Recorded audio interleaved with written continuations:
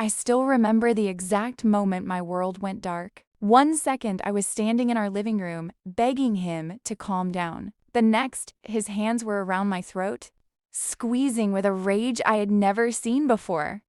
My vision blurred, my lungs burned, and then nothing. When I opened my eyes again, I was on the cold floor. My neck throbbed. My head felt like it was splitting open. I could barely breathe. The room was silent except for the sound of my own weak gasps. He was gone.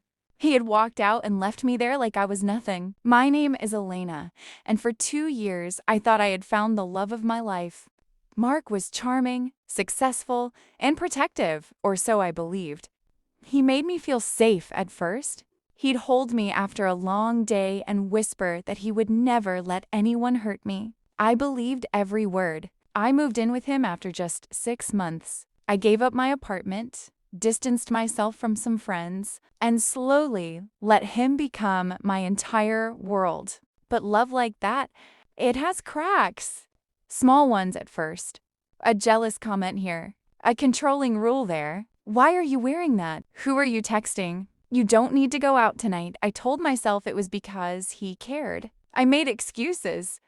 I smoothed the things over until the cracks became fractures, and the fractures became something I could no longer ignore. That night started like so many others. A small argument about nothing important. He accused me of hiding something. I tried to explain.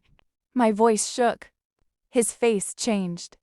The man I loved disappeared, and someone else took his place, someone cold and furious. He grabbed me. I pleaded with him. Mark, please.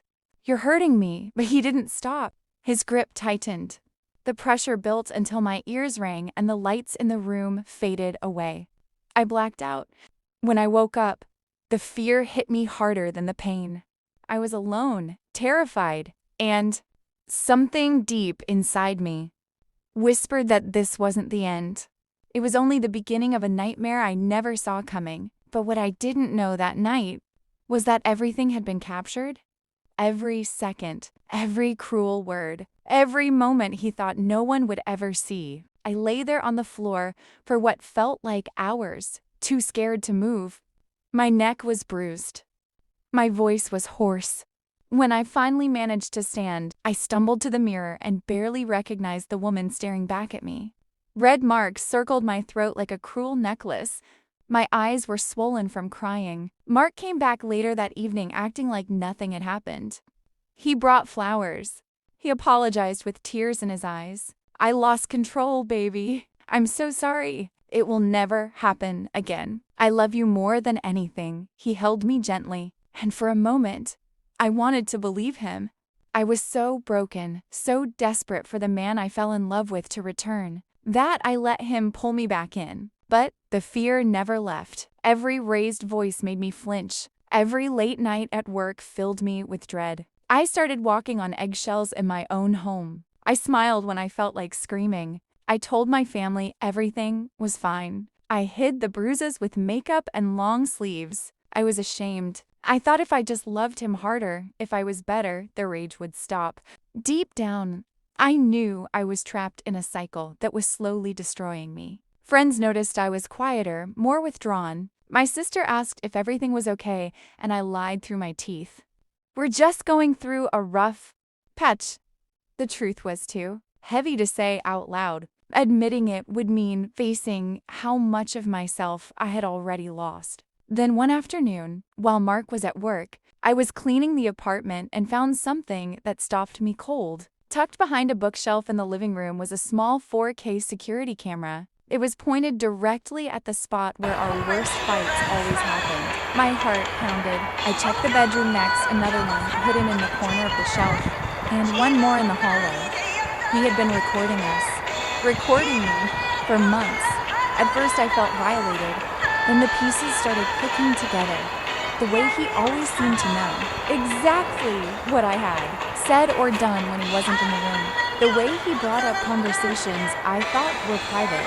He wasn't just controlling me with his hands, he was watching, collecting evidence of my every move, waiting for the moment he could twist it against me.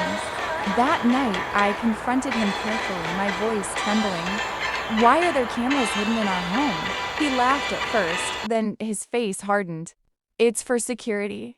To protect us. Don't make this into something it's not, but I saw the fear flash in his eyes. He knew I had found his secret. From that moment, the tension became unbearable. He grew more possessive. Arguments escalated faster. I started sleeping with my phone under my pillow, ready to call for help. I felt like a prisoner in the place that was supposed to be my safe haven. The pain of betrayal cut deeper than the bruises. The man who promised to protect me was the one breaking me. I cried alone in the shower so he wouldn't hear. I questioned everything, my worth, my choices, my strength. How had I let it get this far? How had love turned into this silent nightmare? But something inside me began to shift. The fear was still there, but so was a quiet anger. A spark of strength. I realized I couldn't keep living like this. I couldn't keep pretending. I had to find a way out, even if it meant risking everything. I made my decision quietly. I didn't scream or confront him again. Instead, I started planning in silence. I copied the footage from the hidden cameras onto a secure drive. Every argument, every time he raised his voice, and yes, the night he attacked me until I blacked out, it was all there in crystal clear 4K. The video showed him grabbing me. It showed my desperate pleas.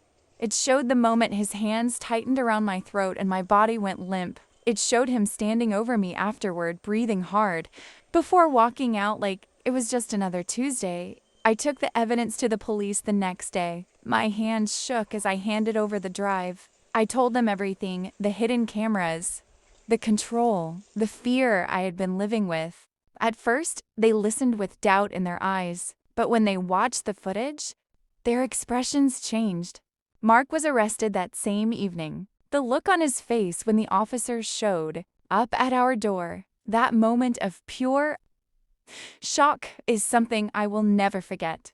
He tried to deny it.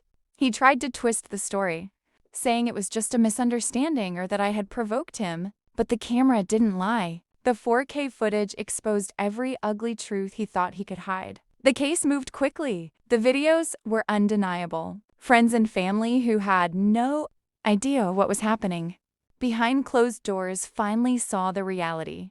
Some were heartbroken. Others were furious on my behalf.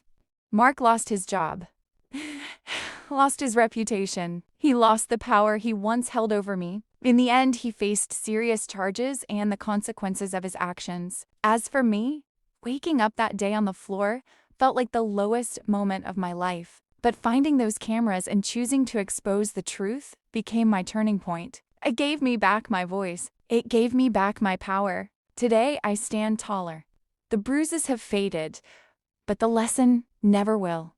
No one deserves to live in fear in their own home. No amount of love justifies control, manipulation, or violence. If you're watching this and you're in a situation where you feel trapped, scared, or silenced, please know you are not alone. You are stronger than you think. Document what you can safely. Reach out for help. There are people and resources ready to support you. I lost a version of myself in that relationship, but I found something even more important: my worth, my courage, and my peace. The hidden camera didn't just expose his secrets.